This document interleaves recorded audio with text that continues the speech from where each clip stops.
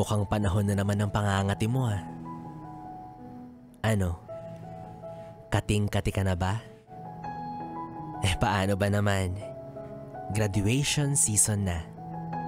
Kaya ramdam ko yung pangangati mong makagraduate, makapagpagraduate, yumaman, magkaroon ng sariling bahay, magkapamilya at kung ano-ano pa.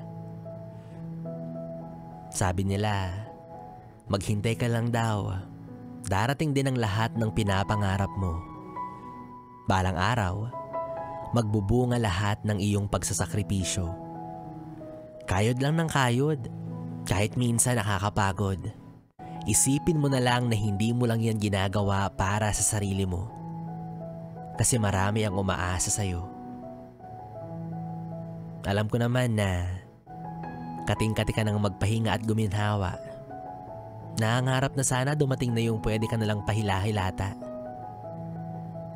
Sa taglay mong sipag at dedikasyon, hindi malabong malapit nang mangyari yun. Di alintana ang puyat at pagsisikap. Kung ang kapalit naman ay katuparan ng iyong pangarap.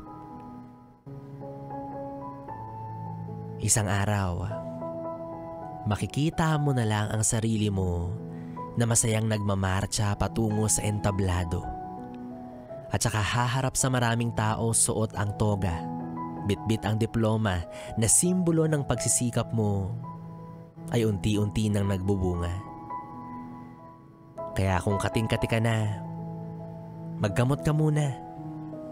Siguraduhin mo lang din na hindi sobra. Baka naman kasi masaktan o masugatan ka na. Kaya baby, tuloy lang sa masarap na pagkamot. Mag-ipon ka muna ng maraming libag sa kuko bago mo makamit yung mga pangarap na gusto mo. Yes friend, kapiling mo pa rin ako, DJ B-Boy Bibo, para sa ating tuloy-tuloy na BB Time hanggang mamayang alas 12 dito sa 101.1 Yes FM Solid.